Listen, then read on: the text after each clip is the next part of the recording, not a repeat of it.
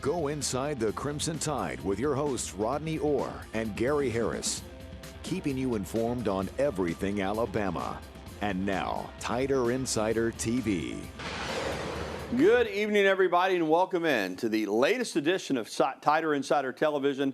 Across the studio from Rodney Orr, I'm Gary Harris, and it's A-Day week, so let's get right to it. Head coach Nick Saban said this week that he's challenged the players to play with better effort, toughness, and responsibility. Coming out of the second scrimmage, Roydell Williams was a star at running back. Brian Robinson, who is the expected starter, continues to have a good spring as well. Cameron Latou at tight end, making some noise. Lebron Ray, you know, it's kind of now or never for the big defensive lineman out of Madison, James Clemens High School. He has received praise from Saban for his overall performance. Bryce Young, who we think will be the starting quarterback, had another good day, showing better knowledge of the playbook, but he needs to work, according to the coach, on his field presence. Needs to be the man, so to speak. Saban also noted that true freshman Jalen Milroe showed a lot of improvement and promise at the quarterback position as compared to the first scrimmage a week earlier. When it comes to receivers, they're developing. Lost a lot off that roster from the last couple of years, and Slade Bolden keeps telling the new players, listen,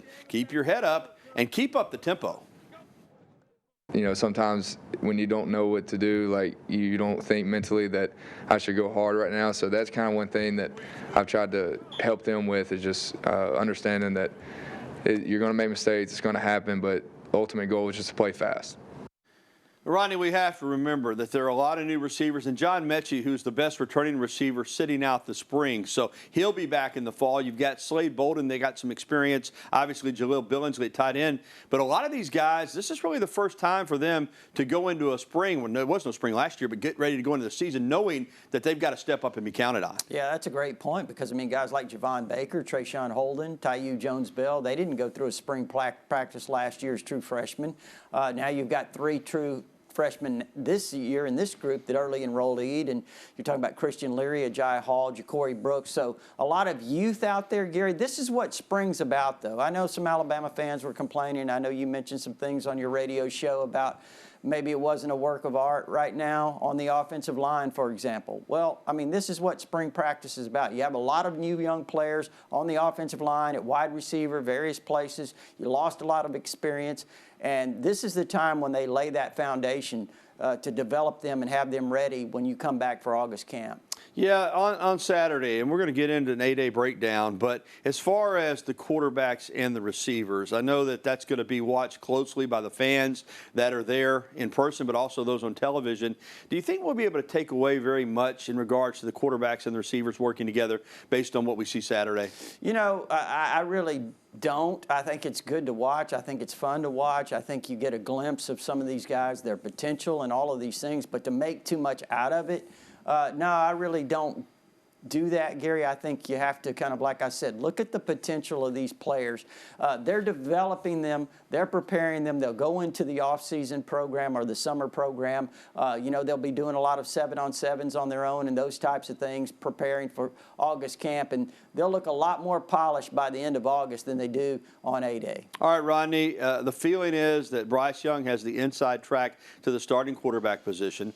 Paul Tyson out of Hewitt-Trussville has been around a couple of years. He's presumed backup. But this past Saturday following the scrimmage, Nick Saban went out of his way to point out the improvement of true freshman Jalen Milroe out of Texas, Katy Tompkins High School. What did you take away from that? Well, I think when you're, to me, and we've said this on the show, Gary, I thought one of the most important backups, and it always is, but I think it really this year is the quarterback situation. You have so much inexperience, even with Bryce Young as the probable starter or certainly the potential starter. You know, you've got some players that you have to develop there that don't have any experience. Paul Tyson, Jalen Milroe, and even Braxton Barker. Want to mention him because I know that he's been practicing really well himself as a walk-on. But, yeah, you have to get these guys developed. And as far as Milroe's concerned, we talked about him. Great athlete, Gary.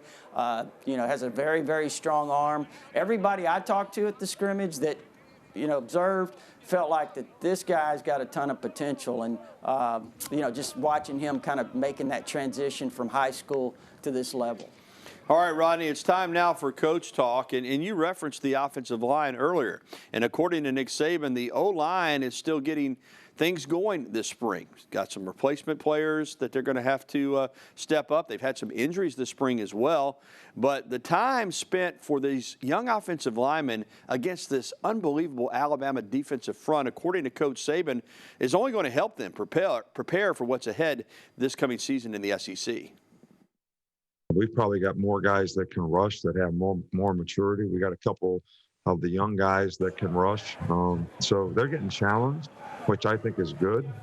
We always say, when you get to practice against really good guys, that really helps your development, helps you self-assess, helps you know what you need to improve on. Rod, I think that's a great point. These young offensive linemen, they're facing guys, let's be honest. I don't know that they'll face better players when they get into the season than what they're going up against every day in practice. Well, you take Tommy Brockemeyer and J.C. Latham, both those guys, true freshmen, early enrollee offensive tackles, both five-star players, both among the top 10 players in the country coming out of high school last year. Now all of a sudden they're going up against Will Anderson. There you see him there, number 31, certainly one of the best young pass rushers in the SEC and probably the country, and Chris Allen, who really came on at the end of last year. Gary's got a chance to be a dominant player this year. Watch number 4. He could end up with a lot of honors postseason. But you're talking about those young players having to go up against these guys in practice. It's a learning experience. Yeah, they're going to make a lot of mistakes. They might look bad quite often, but those are the things that they learn from and develop from. And you're right, Gary. You practice against those guys. You won't probably see better players throughout the season than the guys like Chris Allen and Will Anderson. And Rod, as far as this defense is concerned, we've talked about it a lot. In fact, you and I think we're kind of on the front edge of this a few years ago when we said, hey, fans were complaining, and you and I were like, on my radio show and on TITV, you can't gauge defense the same way you did 10 years ago. You can't look at the numbers. But having said that, this year, Rodney, particularly in the front seven, it looks like Alabama, in terms of talent, depth, experience, has a chance to be dominant, in my opinion. What do you think? Yeah, I think they certainly do. I think they have a chance to be the best defense, maybe, since 2016. We'll see. I think a lot of that, you mentioned a lot of those reasons. Some of these guys, think about Byron Young, DJ Dale, Justin Aboybe. These are guys that have gotten a lot of experience over the last 2 or 3 years being developed. Then you've got Christian Harris at linebacker. Will Anderson played a whole year last year. Chris Allen finally got into rhythm about the middle of last year after having, some early struggles in his career with injuries and so forth.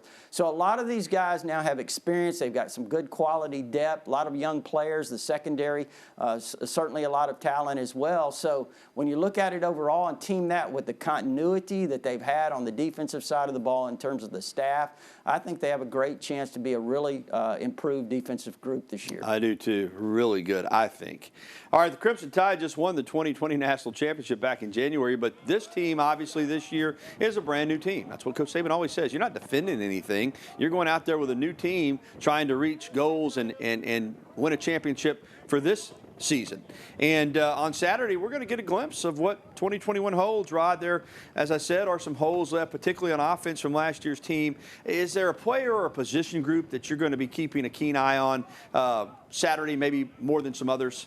Well, I really like, and this is just personal, I like to watch these young players on offense. I want to see Bryce Young. I want to see Jalen Milroe. I want to see Paul Tyson. I want to see all these young receivers, these young running backs that they have that are so talented. I don't know how much Brian Robinson will play, but, Roy Dell Williams, Jace McClellan, Kyle Edwards and so forth.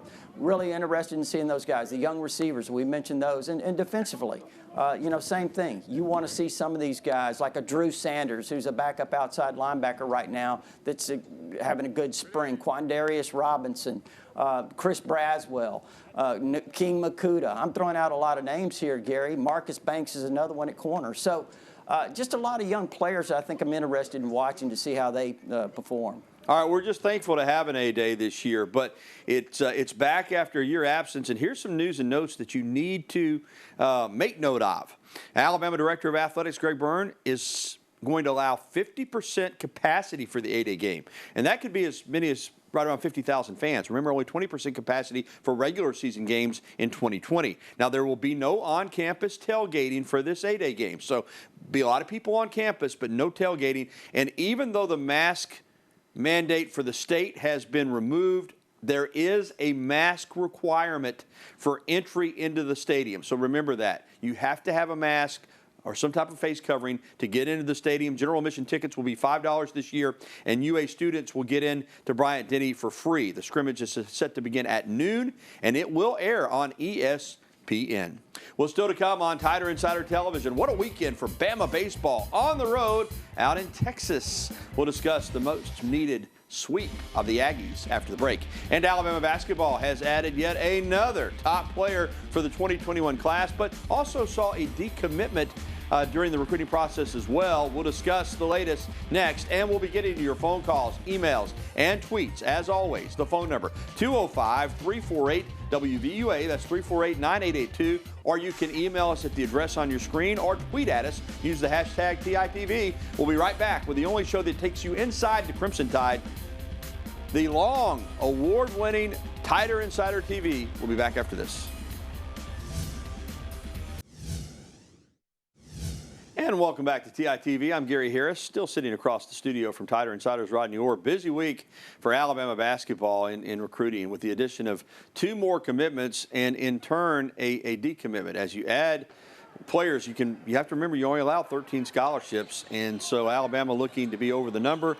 So new players coming and some players going before they even get to UA. Namari Burnett and Noah Gurley are coming in. This is big time. Burnett was 22nd ranked player and 4th ranked shooting guard in the class of 2020, according to ESPN. He went to Texas Tech. He left in January. Now he comes to an Alabama team that just continues to get stronger at the wing positions. And also Noah Gurley, who is a transfer from Furman, a graduate transfer, but he has 2 years of eligibility. He averaged 15 points a game, 15.4 points a game last year at the D1 level. In fact, he scored 15 against Alabama. He's 6'8", 210, also 5.8 rebounds and 2.5 assists. So he'll be looking to fill the hole left behind by Herb Jones, Jordan Bruner, and others. Rodney, let's talk about what these 2 new additions. Of course, last week it was Charles Bediako, then later in the week Burnett, and now Gurley. Alabama basketball not resting on its laurels, is it? No. Very aggressive Nate Oates has been with this recruiting class. That's why it's a top 3 class, Gary. You know, again, you look at Burnett, he can load it up. I mean, he's 6'4", was it, as you mentioned, at Texas Tech, and he's a guy that I think originally seriously considered Alabama and chose Texas Tech, but now coming here, and there you see him. He's very versatile and great athlete. And then you mentioned Noah Gurley. He's a guy that's got experience on this level. You talked about hitting 15 against Alabama last year. You saw how long he is, athletic. Just going to give Alabama another one of those guys that can go to the basket. Yeah, I think he is a little more athletic version of Jordan Bruner. He better at attacking the basket, can help you on defensive end of the floor as well. Really talented. All right, here's the pickle, though. There's only 13 scholarship players allowed in NCAA men's basketball. Alabama still at 14 based on the incoming roster. Could have been 15. So there's one thing to manage the roster. Alabama's already having to manage incoming players. Langston Wilson, who's a talented junior college player out of Georgia, had already signed back in October, but he is asked to be let out of his LOI. Alabama has said that's okay, so he is not going to be coming in simply because it looks like Alabama's in a numbers crunch. Now, he's heard from a whole lot of schools because he's talented. He's going to bounce back, but I guess, Rod, the message here is for Alabama, they're always looking to upgrade the roster, sometimes even before a player gets on campus. Yeah. Well, I think that's kind of the trend. That's where it's going, Gary. It's college basketball recruiting. Players are going to be coming and going, and, you know, teams are going to make their adjustments too. So it works both ways. And you look at Langston Wilson, and he was kind of like Gurley. I mean, just real long, athletic. You saw there he's got, what, a 45-inch vertical, something like that. So, yeah, you hate to lose a guy like that. But like you said, Gary, there's only so much you can do with 13 scholarships. All right, let's check on this potential roster for 2021-2022. After losing Herb Jones, John Petty, Alex Reese, Jordan Bruner, this new roster is going to look different. Crimson Tide, though, already with a top 10 recruiting class, bringing in the likes of J.D. Davison, Charles Bediako, Jason Holt, key returnees like Alex Chiku, who was redshirted after having a knee injury, Josh Primo, Keon Ellis, Jaden Shackelford, Javon Quinterly. Now you get Burnett and Gurley, and you got other players like Keon Ambrose Hilton, Darius Miles looking to step up this season. This is a team that is going to have a lot of depth and a lot of talent and will be fun to watch again this coming season. Well, Alabama baseball closed out a dominant weekend in College Station. Boy, did they need it. 3-run homer from Owen Diodati, the Canada Hammer, in the 7th inning in Game 3 on Sunday. made sure that Alabama got a 3-game SEC road sweep. First time in SEC play since 2017. Peyton Wilson has been unbelievable. He extended his hitting streak to 11 games. And Alabama, Rodney, just when, you know, it was looking rough, 2-7 going on the road, they step up and get the sweep. Now with the Auburn team coming in here that's 1-11 in the SEC beginning on Thursday night, suddenly Alabama's looking good again. Yeah, they've got a breath of life, you know. I think certainly in hope. But, you know, Gary, going to College Station, Texas A&M's got a great tradition. They're difficult to play there in College Station, I can tell you that. But to go there and to sweep them, that's really big, and I think it shocked the Aggies, to be honest with you. And how about this? Kendall Rogers from D1Baseball.com, one of the leading college baseball sites in the country, reporting that Connor Prelip, Alabama's ace, will return this Saturday to pitch Game 3 of the series against Auburn. That would be a huge shot in the arm. Of course, Antoine John also returned as well. So Alabama getting healthy and looking good. All right, now to softball. After earning a pair of complete game road wins at 8th-ranked Arkansas last weekend, Alabama's Montana Fouts has been named the SEC Softball Pitcher of the Week. She shut down the Hogs, who hit home runs, it seems like, every game, but they didn't against her. In 2 games, they didn't have any home runs against Montana Fouts, and she only gave up unearned runs. She was phenomenal and got one of the shutouts against Arkansas, only the second time this season the Hogs have been shut out.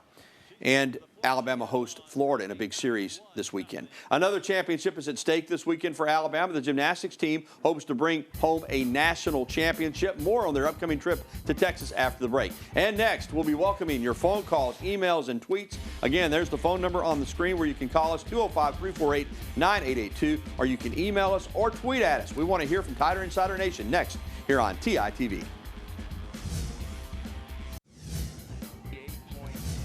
Alabama Gymnastics is gearing up for competition in Fort Worth, Texas for the NCAA Championships, which kick off this Friday. The Tide qualified as one of the top 2 teams at the Tuscaloosa Regional, marking the 37th time the Crimson Tide has advanced to the NCAA National Championships. The top 2 teams from Friday's semifinal sessions will advance to the championship finals on Saturday afternoon. Roll Tide. And welcome back into TITV. It's time to take some phone calls, check some emails. Let's head out to the phone lines and talk with John over in Cordova. Hey, John. Hey, my question tonight is, what are you looking forward the most to see in the 8A game? And will they allow a full capacity in the stadiums this year at regular season games? All right, John, thank you. First, you know, there's a lot I want to look at. But I want to see Bryce because we believe he's going to be the starter. I want to see him work with that first-team offense, Rodney, since, you know, we've had Mac Jones now for a season plus and breaking in a new quarterback. So I'm looking forward to seeing Bryce at quarterback. Now, as far as full capacity, Greg Byrne has said, John, that's the plan, but we'll have to wait and see on that. Rodney, what player are you most looking forward to watching? Well, I really haven't thought about that. You know, I broke down several earlier, but you know, Gary, I mean, I'm kind of with you. I'll be interested in seeing Bryce. If we had to pick one, I really would like to see more of him. We didn't get a great opportunity last year, but the games he came in, I thought he showed a lot of potential. All right. Thank you, John, for the phone call there in Cordova. Let's get to an email. And is LeBron Ray finally healthy? We talked a little bit about him. I had a piece on him in my 6 o'clock sports from Lou in Huntsville. Yes, he is. Now, staying healthy has been the challenge for him since he's been here. But, Rodney, I think you would agree with me. If he can stay healthy with all the experience he has, all the size, the ability, the athleticism, he's capable of having a monster season. And I think being a high NFL draft pick next spring. Yeah, well, you know, he was a 5-star player coming out of high school. I mean, basically everybody in the country wanted LeBron Ray.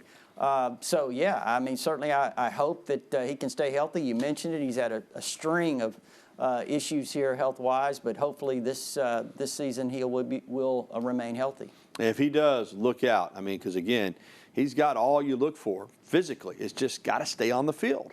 Let's keep our fingers crossed that he does. All right, more TITV, more phone calls and emails coming up right after this timeout. Stay with us. There's your phone number again.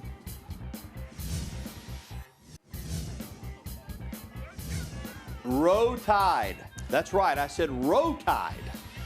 Not Roll Tide. Alabama rowing hasn't been around long, but boy, they're good. A win in the first varsity 4+ highlighted the second day of the Lake Las Vegas Pac-12 Women's Invitational for Alabama rowing over the weekend. The Crimson Tide edged out 5th-ranked Cal and USC to claim first, nearly 8 full seconds ahead of the other teams. How about that? Alabama finished in second in each of its 7 other races over the weekend. That's pretty good stuff right there. All right, welcome back into the Tighter Insider TV with Rodney Orr and Gary Harris. We do have a phone line open right now at 205-348-WVUA. 205-348-WVUA. We have a phone line open if you want to call. Let's get to an email. This one is from Brandon in Tuscaloosa. Noah Gurley, do you think he'll start next season? Brandon, Rodney, I think there's a very good chance. I mean, there's a void there in terms of what they're losing. So there's some starting spots opening up. I'm not going to guarantee that he will, but I think with his resume, he fits what they're looking for in a stretch four, a guy that can come out and shoot the three, but he also can attack the basket. Rod, I think there's an excellent opportunity for Noah Gurley to come in here and start in the first game this coming season. Yeah, I mean, I think when he was looking, Gary, he certainly probably investigated that and felt like he wanted to transfer to a place where he would have a great opportunity to start. But too, Gary, is that they'll rotate a lot of these guys in, of course. And, boy, with this roster, you went down it earlier, it is amazing how much athleticism they have. And that's the great thing about it. He'll be looking to start. Other guys will as well, so there'll be great competition in practice, much like we see with football. Great competition in practice brings out everybody's best, and then that makes your team better when they get out on the floor. So like Coach Saban said earlier, when you're practicing against the quality of players that Alabama practices against in football, you get better. I think we'll be able to say the same thing about basketball. All right, thanks for the phone calls and emails. Tonight, still to come, there's a new elephant in town, and it's right outside Bryant-Denny Stadium. Details on the 7-ton giant that's moved into the University of Alabama campus next. All right, that's Tusca. 7 tons of a life-size elephant statue being moved over from North River to Bryant-Denny Stadium just in time for 8A. It's at the corner of Wallace Wade Avenue and University Boulevard. It is awesome. That's going to do it for TITV. Replay tonight at 10:30 or catch it anytime at WVUA23.com. For Rodney, I'm Gary. Good night.